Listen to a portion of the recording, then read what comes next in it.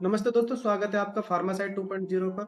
आज हम लोग बात करने वाले हैं HbA1c के बारे में, जो कि शुगर की जांच होती है और आपके 3 महीने के भीतर-भीतर जितनी शुगर चोरी हुई होती है, उसके बारे में एक्यूरेट जानकारी देती है। आपने कभी देखा होगा कि जब आपको शुगर से संबंधित जैसे कि ज़्यादा प्यास लग रही है, ज़्यादा भूख लग रही है या आपको कोई घाव देरी से भर रहा है या फिर आपका वज़न गिरते हुए जा रहा है, इस तरह की समस्या आपको है, आँखों में से कम दिखाई देता है और कभी एक्सीडेंटली अन्य किसी जाँचों के साथ में आपको पता चलता है कि आपको शुगर है और आप अपनी टेस्टिंग कराते हो, उसमें शुगर की पुष्टि होती है। डॉक्टर साहब फास्टिंग कराते हैं, पीपी कराते हैं या आरबीएस कराते हैं। उनमें बताते हैं कि आपको शुगर है, लेकिन उसके बावजूद भी एक टेस्ट और कराते हैं HbA1c।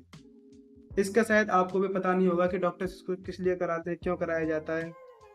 और इसमें इसका लेवल भी नहीं आता है कि 200 है कि 300 है कि 400 है, कितनी बड़ी हुई है, इतनी नॉर्मल होनी चाहिए। इन सभी के बारे में आज मैं आपको एकदम सही और एक्यूरेट जानकारी दूँगा। आज हम समझेंगे कि डॉक्टर इसको किस लिए कराते हैं और इसकी रिपोर्ट को किस तरह से पढ़ा जाता है। तो चलिए साथियों, वीडियो को शुरू करते हैं।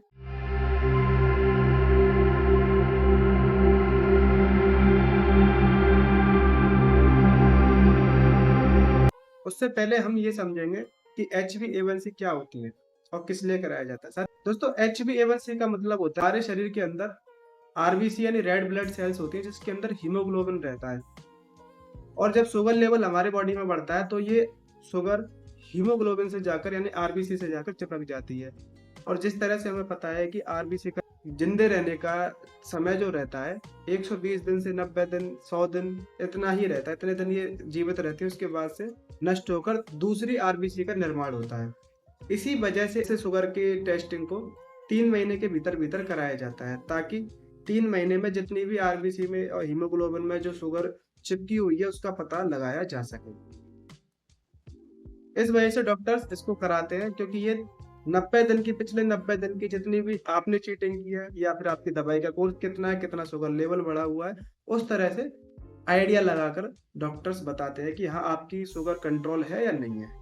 अब हम बात करेंगे इसको पहचाने कैसे।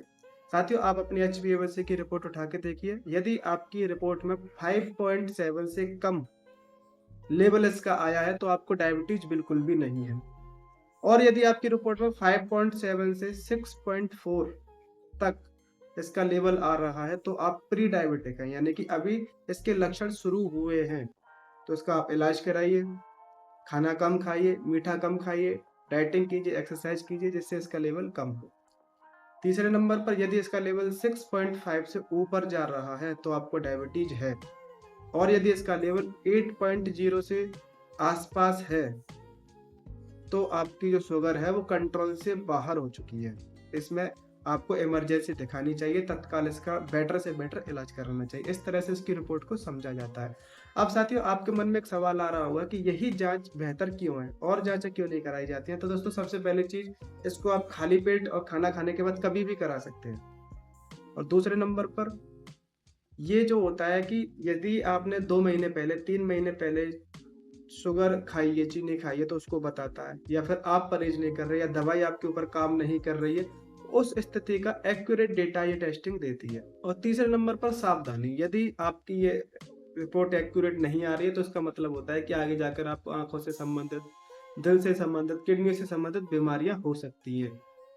एक और सावधानी वाली बात होती है साथियों, यदि आपको खून की कमी है या किडनियों से संबंधित कोई परेशानी है, तो इसका लेवल ऊपर या नीचे हो सकता है, क्योंकि जब खून की कमी रहेगी तो आरबीसी पूरी नहीं बनेगी और आरबीसी नहीं होगी तो शुगर का जो लेवल होता है वो पता नहीं चल पाता है। तो ऐसी स्थिति में या तो खून बढ़ाया जाए और जो किडनी का जो खराबी का जो संकेत होता है, जो लेवल्स होते हैं वो नॉर्मल किए जाए, तब उसके बाद इसकी रिपोर्ट एक्यूरेट आती है।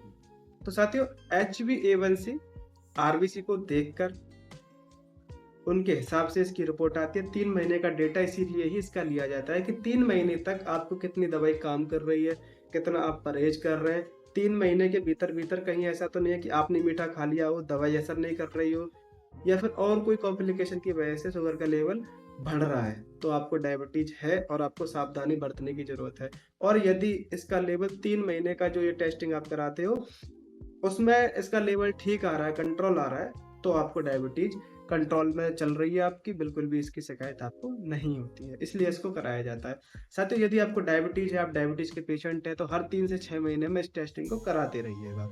आपके लिए बहुत ही ज़्यादा फायदेमंद होगा, क्योंकि फास्टिंग में, पीपी में और आरबीएस रैंडम जो ग्लूकोमीटर से करते हैं, ये खाली इंस्टेंट की, मतलब जिस समय आप कर रहे होते हैं उस समय की रिपोर्ट देता है कि हाँ इस टाइम पे आपकी रिपोर्ट नॉर्मल चल रही है। लेकिन पिछले 3 महीने से 6 महीने से क्या स्थिति चल रही है हमारे शरीर के अंदर, उसकी लेखा जोखा, उसका डेटा HbA1c ही देती है, इसलिए इसको कराते हैं। उम्मीद करूंगा आपको ये जांच के बारे में सारी नॉलेज समझ में आई होगी। अगर आपको नॉलेजेबल वीडियो लगी तो वीडियो को लाइक करें, शेयर करें और उन लोगों को जरूर शेयर करना जिनको डायबिटीज है। मिलते हैं अगली वीडियो में। धन्यवाद।